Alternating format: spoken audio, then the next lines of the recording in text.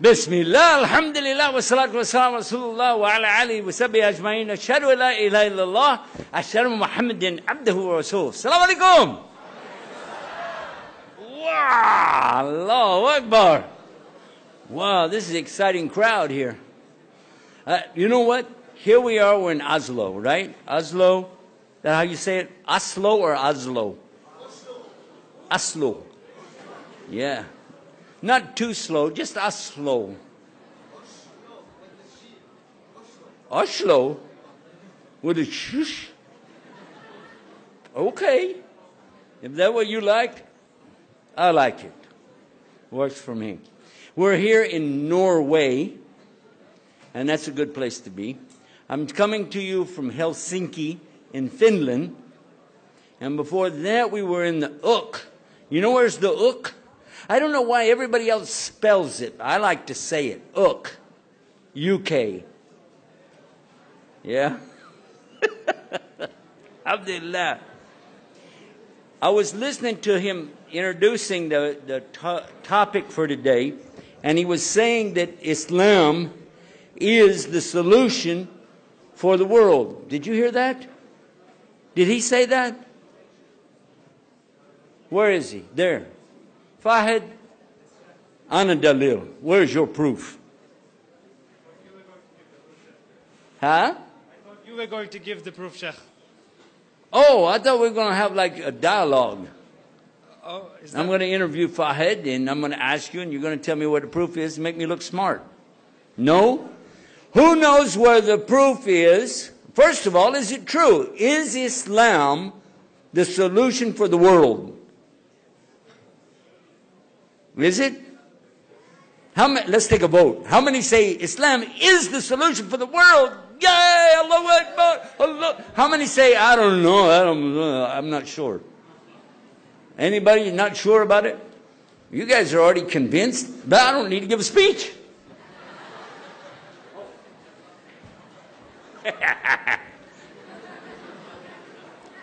Alhamdulillah. No, I'm going to tell you a quick story before I get into the topic. Just kind of because some people are still settling down. They told me don't start this program till everybody got back from Salah. So if you're not here yet, raise your hand. All right. Seriously. Well, it's not very serious because it's a joke. I'm getting ready to tell you a joke. So, not serious. They said Joha. Everybody knows who's Joha, right? You heard about Joha, right? Yeah, the one in Sham, Bled Sham. Everybody make fun of him. They said that they got Joha one time. They said, yeah, Joha, we need Mahadra from you. We need a speech. Mahadra. He said, la. They said, Joha, min fadlik, please come up and give us a speech. He said, la. Finally, they convinced him, and he came up and he stood there like this. He looked at the audience and he said, do you know what I'm going to talk about? They said, well, no.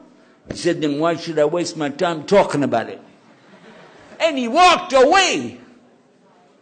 And then they went and got him and said, come back, please, please. And they got him back up again. He looked at the audience again. He said, do you know what I'm going to talk about? They said, yes. He said, then why should I waste my time? And he left again. So on another day, they got him and said, please, please. Now, the audience is getting wise now, right? So when he got up, he said, you know what I'm going to talk about? Half of them said, no. The other half said, yes. He said, the ones who know, tell the ones who don't know. Goodbye. Alhamdulillah.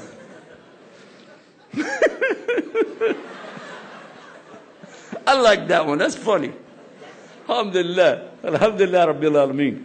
Anyway, I was listening to the topic and I was saying, I'm not sure I like the title. I don't think it fits. Let me tell you why. Because I don't think the world is the problem. Allah, He created the universe, yes or no? The universe isn't having a problem. And He created the sun and the moon and the stars and the planet Earth, yes or no? So that's not where the problem is. Where's the problem? Who will tell me what the problem is? Us, right? The human beings on the earth. So can we, I'm just asking, it's up to you, can we change the title and say Islam, the solution for mankind? Everybody like that one? I don't like it. No, because he said mankind. What about womankind? You got to be I got to be fair, yes or no? That's right. How about if we say Islam is a solution for humans? Is that, everybody like that one? No, because you still got man in there. Yeah, human. You notice that? So how about if I said Islam is the solution for everybody? How about that? Is that okay? But what about the people who don't accept it? So let's find out two things. What are we really talking about? It's a solution for who? And we're going to find out by finding out what the word Islam means. So we'll start out with that. What is Islam? Now, we already know that a lot of Muslims, when somebody asks them, what is Islam anyway? They go, Islam is peace, brother. It's peace. We love everybody. Don't hurt me. Right? You heard this before, right? Islam is peace. Does Islam mean peace, yes or no? I can't hear you. I got a microphone, you don't. Does Islam mean peace or no? Yes and no. Half said no, and half said yes. You're working off that joke we just did. Let me try to straighten this out, okay? When I walked up here a few minutes ago, do you remember what I said to you? When I walked out. Remember what did I say? Salam alaikum. Huh? And you said, wa alaikum salam. Okay. I didn't hear anybody say Islam alaikum. Did you? No. Because salam is peace. Yes? So what is Islam? And actually, anybody have a translation of Quran in English? Anybody have it? Anybody, you got one with you? Look in it, and I'm going to show you something. No matter how good the translators work on bringing everything to English, and they try, they'll say God instead of Allah, which is weak. That's very weak, by the way. They'll say religion for the word deen. Again, that's kind of weak.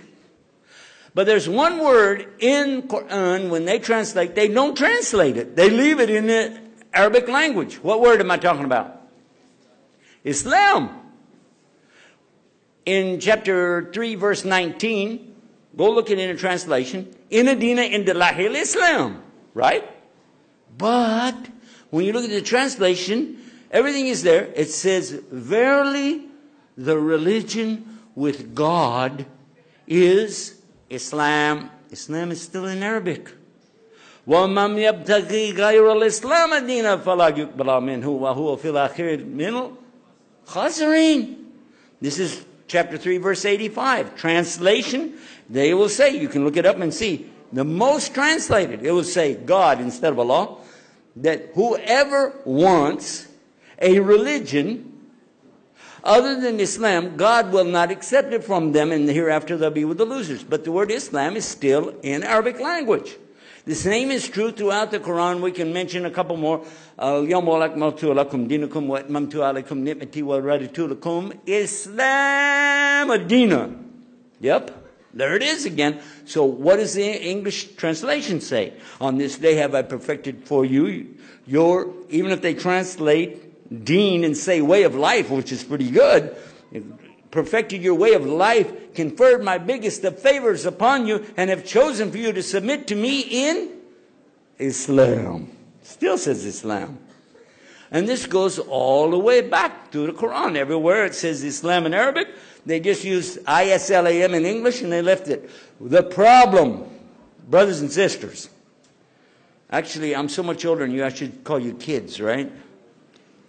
Somebody asked me the other day, they said, how many children do you have? I said, I don't have any. I have grandchildren. They said, well, how do you get grandchildren? You don't have any children. I said, well, my children aren't children anymore. They became adults. That's how they got to grandchildren. Figure that one out. Okay? You like that, huh? How about this? I now have been told 2 days ago that my 4th great-grandchild is on the way. And they believe it's going to be a girl, maybe. I hope. I hope.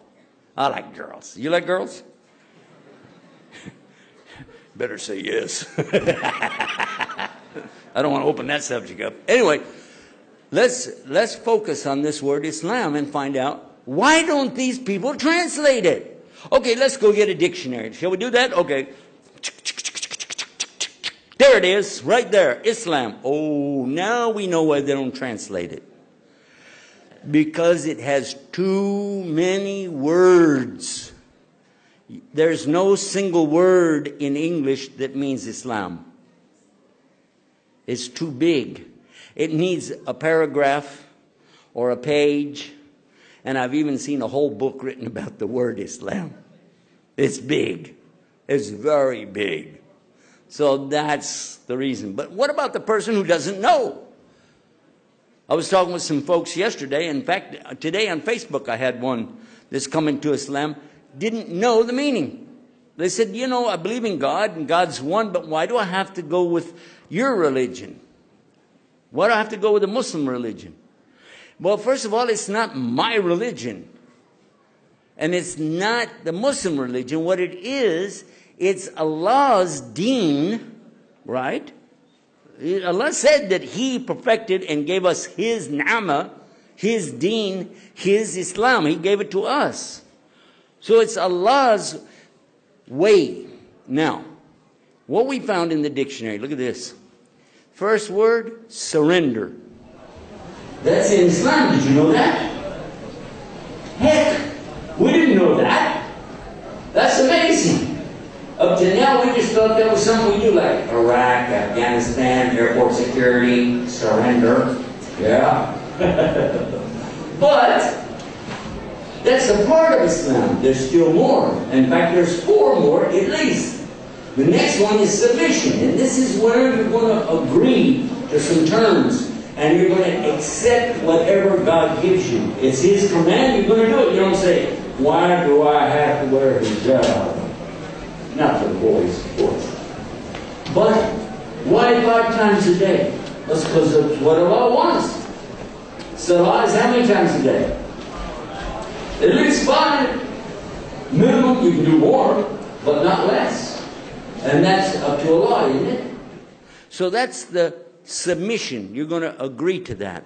And then the third thing is to obey. You will obey Allah in the best of your ability. Whatever commandments He gives us, we're going to do it. All right? And then what? This is the one, I love this one. Sincerity. Sincerity. It's in the word Islam. You have to be sincere with Allah or it won't count. Isn't that true? Is it true? Don't I have to be sincere with Allah? If I'm not sincere with Allah, then my Islam is no good. True? Or false? You can go move your head like that, okay? There you go. I know you can do it. Anyway, you understand my point, right? Or do you? How many of you heard this? Islam spread by the what? We all heard the same word, didn't we? Nobody said butter knife, did they? No, Islam spread by the... But it didn't really, did it? In fact, you know, that amazed me. It was one of the things that I did when I came into Islam. I was still comparing stuff in my Bible to the Quran, trying to understand what's what.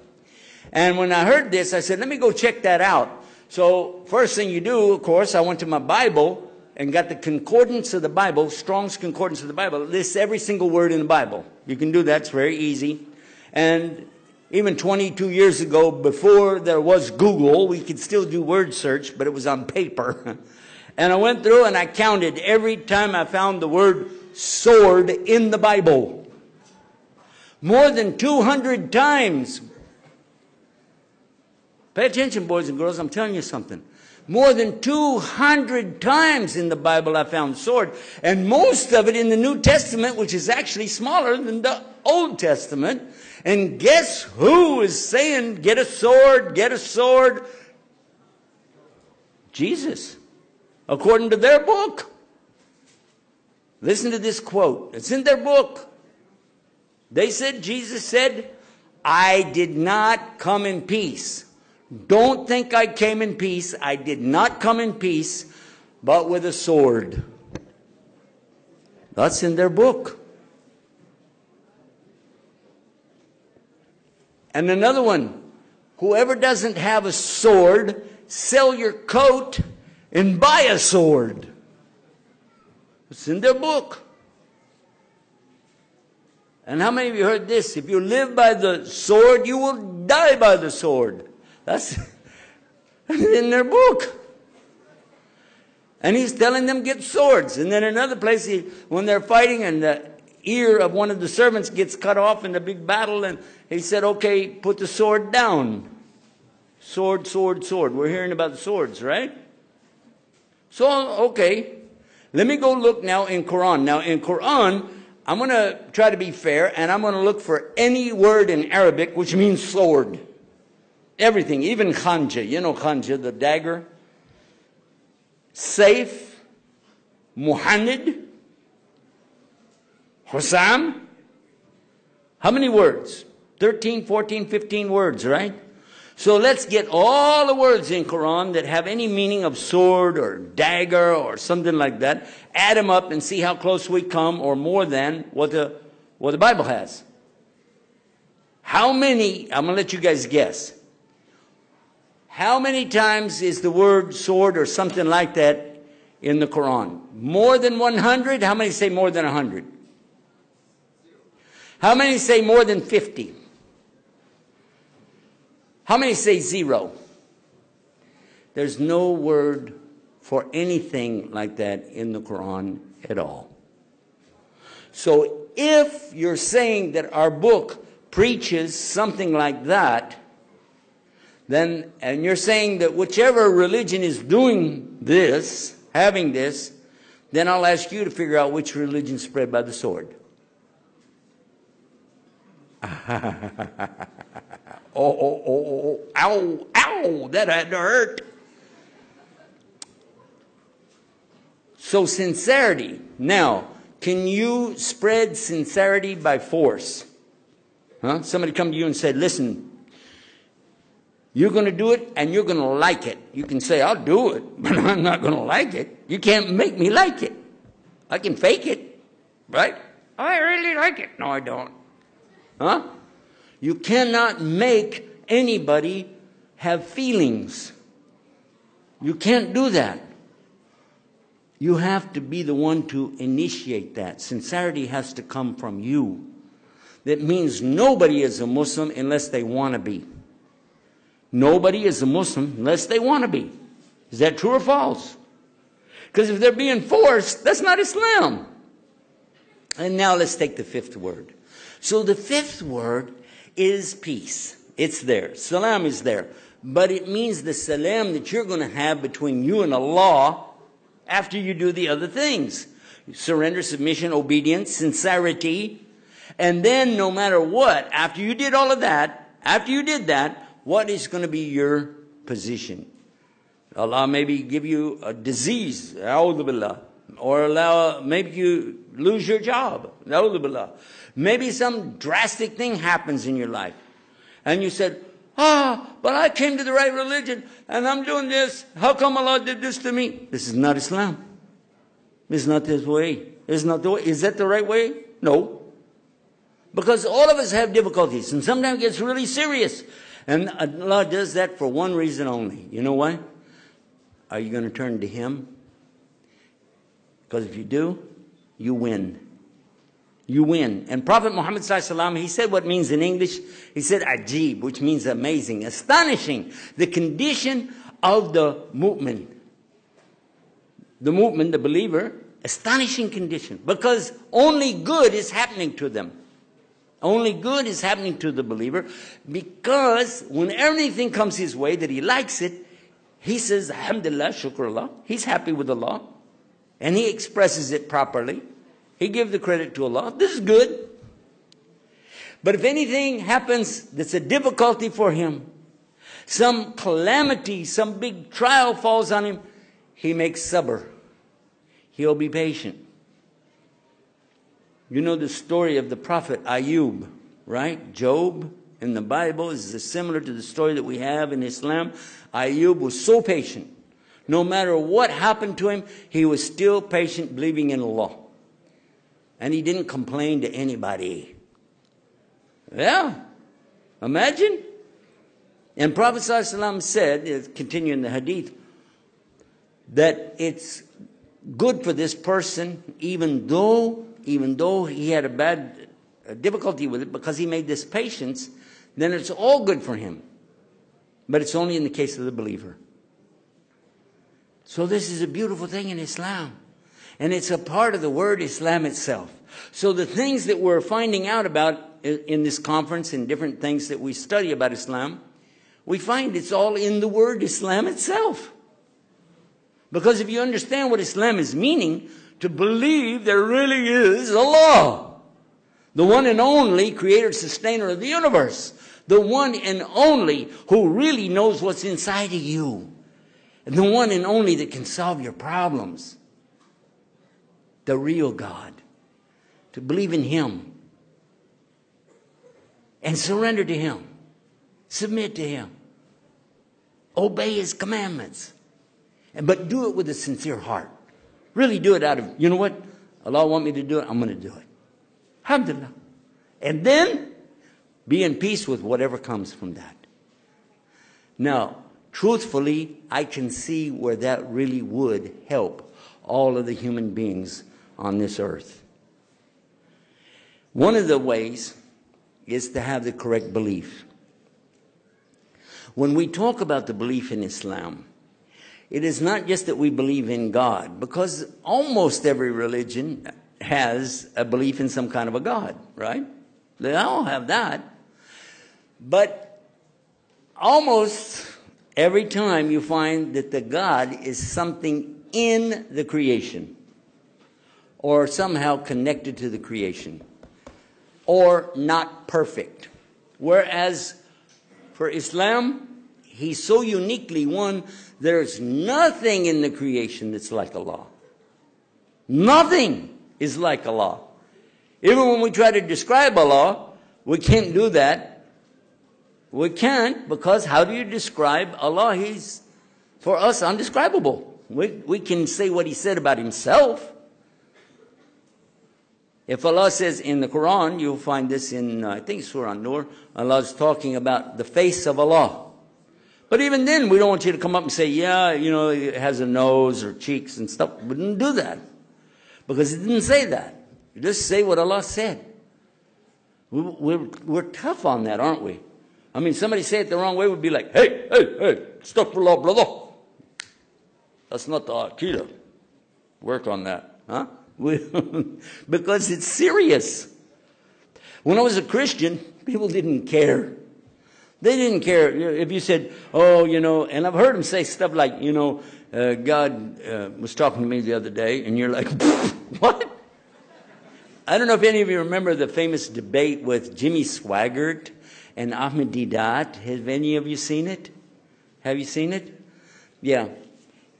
In that debate, if you got the whole thing, some of it has abbreviated, but if you got the whole one on it, at the end of it, Jimmy Swaggart says, the other night, I believe God is talking to me. He's saying to me, he's saying, Jimmy, now you tell them Muslims, I think, are you serious?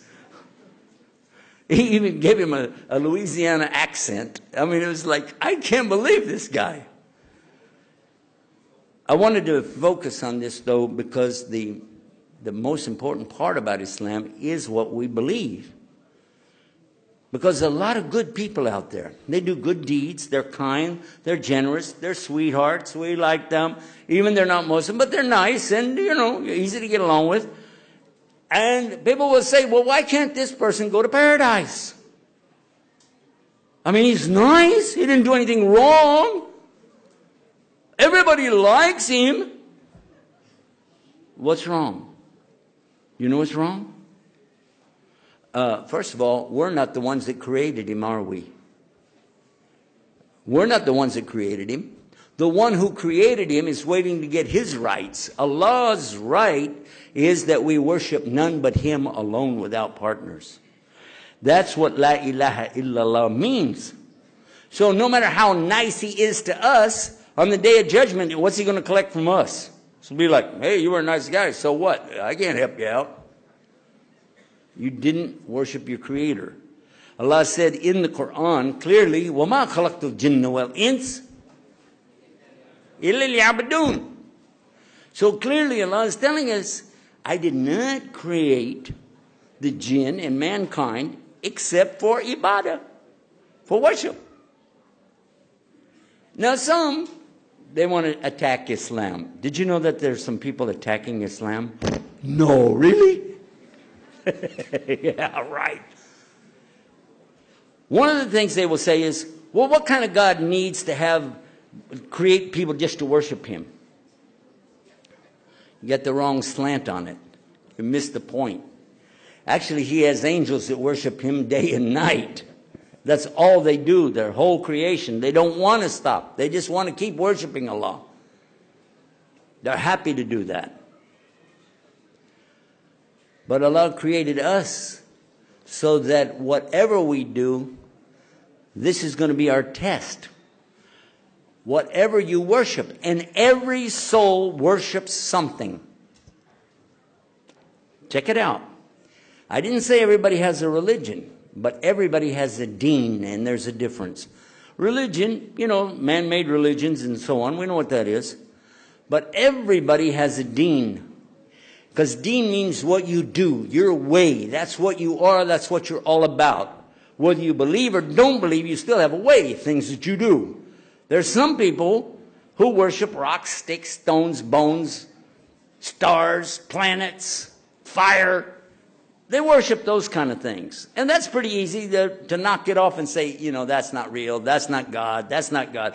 But other people who will reject religion, they will reject the belief in God, but they'll still make an ilah. Ilah is the word in Arabic for God, not Allah.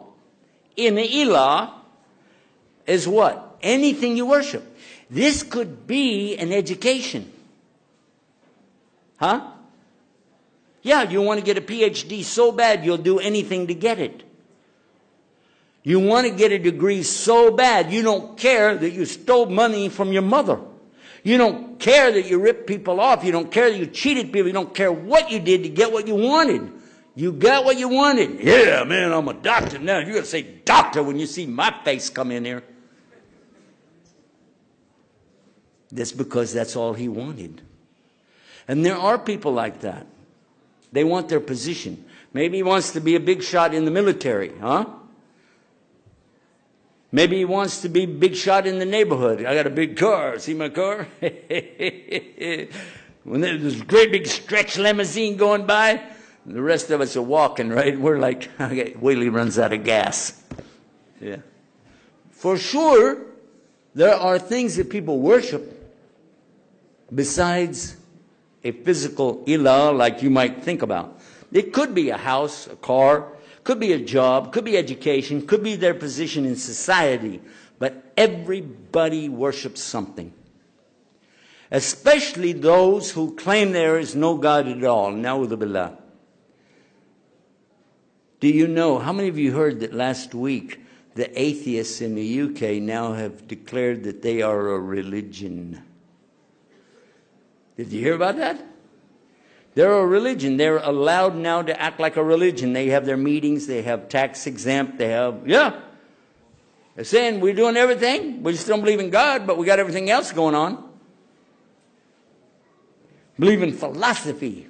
Believe in theories. They believe in monkeys became people, things like that. This is their thing.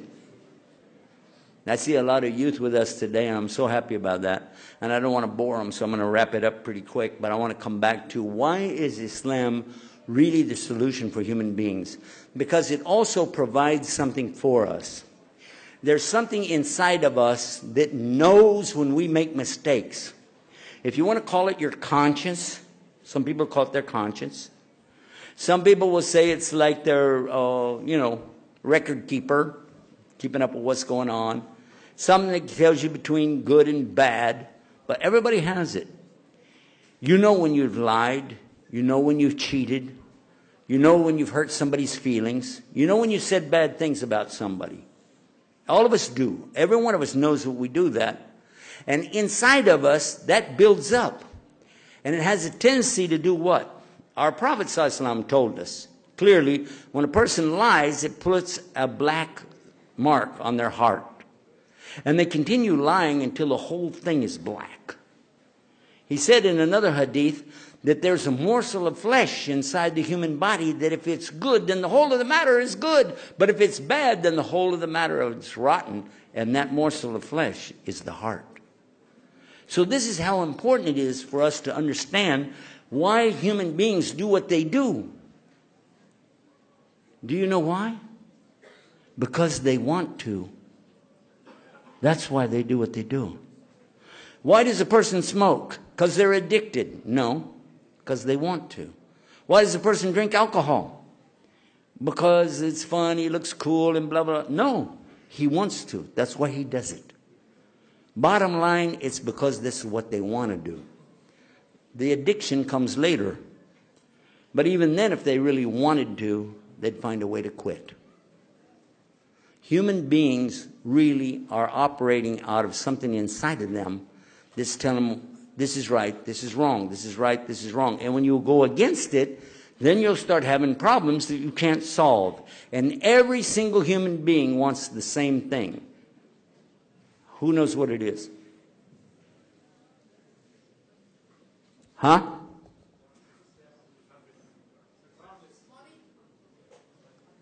What? Happiness? Not exactly. You're real close though. Huh? Success? You're also real close, but that's not the word I'm looking for. Huh? Pleasure? You guys are on it, though. You're getting around this thing. It happened to me many years ago, maybe 50 years ago. I was sitting with one of my friends talking, and he hit me with it all of a sudden. He said, can you answer a question? I said, what is it? He said, what is it every human wants? I said, a beautiful girl. He said, not the girls. I said, oh, yeah. He said, come on, what is it? I said, money. He said, not everybody wants money. So really? Whoa, who said it? Peace. That's it. That's exactly what he said. I said, what do you mean? He said, because everything else will boil down to that one word. You believe that happiness will give you peace. Happiness doesn't always give you peace, does it? You think it does, but what happens when it goes away? Well, you're having a lot of fun, yay! Oh, it's a lot. And then later on, you're like, oh man, I got it down over there. We all want peace, and this is why we do what we do. Because we think what I'm getting ready to do is going to make me feel better. I'm going to feel that peace. I'm not going to have any pain. I'm not going to have any agony. When somebody takes drugs for a few minutes, they don't feel their body. And they're like, yeah, that's what I'm talking about. But then when it's gone, it's like, oh man, it's worse than before. So now they need more drug. Oh, that feels pretty good for 2 seconds, so now I need more drug. And they keep going through this. Maybe you've seen somebody on drugs before. You know what it's about. It's not a funny thing. It's not a joke. Because what they really want, the drug gives them something like it for just a few minutes, but then it gets worse and worse. And sometimes the drugs are so powerful, he doesn't even survive the first time. This new crack that they got is really bad. One shot, dead. So this is why, according to the psychiatrists, they tell us that this is the motivator. People will do what they do for one of two reasons. Either they will do something hoping that they're going to get a reward, a benefit, Or they won't do something because they're afraid that they're going to lose something. They boil it down to this: fear of a loss, hope of a gain. You want to gain something, but you don't want to lose anything. Kind of like playing the stock market. Kind of like betting on horses. All of that's not in Islam, but you get the idea how it works. What does Islam give us that will solve the problem? This is what's so key. Brothers, sisters, listen closely. This is the end of the talk, and you need this part to share with the world. If you really want this to work, don't leave it in here. Don't leave it in this old winery with the beer barrels out there, whatever those are. Take it home with you and use this. Islam is the solution because what? Because it speaks directly to the heart and solves the problems of the heart and the mind and brings the person together as one whole, complete person, giving him what he needs, the tools that he needs in this life, so that he can be the best human being that he can be. That's what Islam will do for anybody who will really understand it and put it to work. There are many Muslims who have a name like Muhammad, Abdulaziz, or Sarah, Yasmin, something like this, but that doesn't mean they're Muslim. It means they have a Muslim name. Many have it on their passport, Muslim. And when they fly on an airplane, they get a Muslim meal. But does that really mean they're Muslim? The fact that you don't eat pork doesn't mean you're a Muslim. Jews also don't eat pork. True or false? Vegetarians also don't eat pork because they don't eat any meat at all. The real Muslim is the Muslim in the heart first. True or false? But as soon as it's real here, it needs to manifest on the outside. So I don't want to hear this stuff about, well, talk to a sister about hijab, and all of a sudden she says, I have hijab at the heart. Hey, my hijab's in my heart. Call a heart surgeon over here. Get him over here and get that out of there quick. What is that? And for our brothers that are shaving off the beard, I don't know if you know this or not, it's a hadith telling you not to do that. It tells you clearly, listen, it doesn't say grow your beard, it says leave it alone. It says leave it alone. Leave it. Allah will grow it. If He doesn't grow it, it's not your problem. But don't be out there whacking it off. You might say, well, that's a small thing. All the small things add up to a big thing, don't they?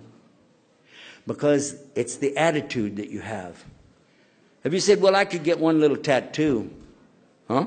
I get one little piercing, Huh? But and I know this is not something Allah likes. So if you know you're going to be meeting Allah one day, why would you take that risk? Why would you gamble? Why would you put yourself in such a position for no good reason? Because truthfully, nobody appreciates you doing those silly things. Oh, your friends will be like, oh, that's so cool. You look doesn't that look cool? And as soon as you walk away, they go, idiot.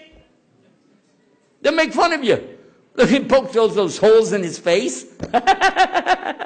Drew all those pictures all over him when he tries to get it off. It's not cool. Whether it's drugs, alcohol, tattoos, piercings, lying, cheating, stealing, all of these things are wrong. And you already knew that before you started. And I know because I get a lot of emails every day from you guys, your age group anyway, asking me, what about this? What about that? What about this? What about that? One of the things I used to get a lot of asking me from the sisters, is it okay to shave the eyebrows? Pluck the eyebrows out? Huh? I usually get that one like all the time. Why? Because you knew there must be something wrong with it, otherwise you wouldn't ask. Something inside of you is telling you there must be something wrong with that. Let me ask. If you find yourself asking the same question everybody else is asking, then what does that tell you? Inside of you. So Islam speaks to the inside of the person. It speaks to the mind. It speaks to the heart. And it solves your problems provided one thing. One thing. You have to put it into action. So let us ask Allah to make us of the people who will really surrender to Him submit to him, obey him, be sincere with him, and then be in peace with him whatever we get. Let us be the examples to the others to see what real Islam is in our lives. What do you think? Huh? Ameen. Ameen. Allah give us the success, the tawfiq. ربنا آتنا في الدنيا حسنة وفي الآخرة حسنة وقنا عذاب النار. ربنا لا تؤاخذنا إن نسينا وأخطأنا. ربنا ولا تحمل علينا إصرا كما حملته على الذين من قبلنا. ربنا ولا تحملنا ما لا طاقة لنا به واعف عنا واغفر لنا وارحمنا أنت مولانا فانصرنا على القوم الكافرين. We ask Allah that He make it easy for us in this life. Don't burden us with more than we can handle. Give us good in this life and good in the next life. And let us be the examples, the real examples of our Prophet Muhammad sallallahu alaihi wasallam to the others. Inshallah. Ameen. Assalamu alaikum.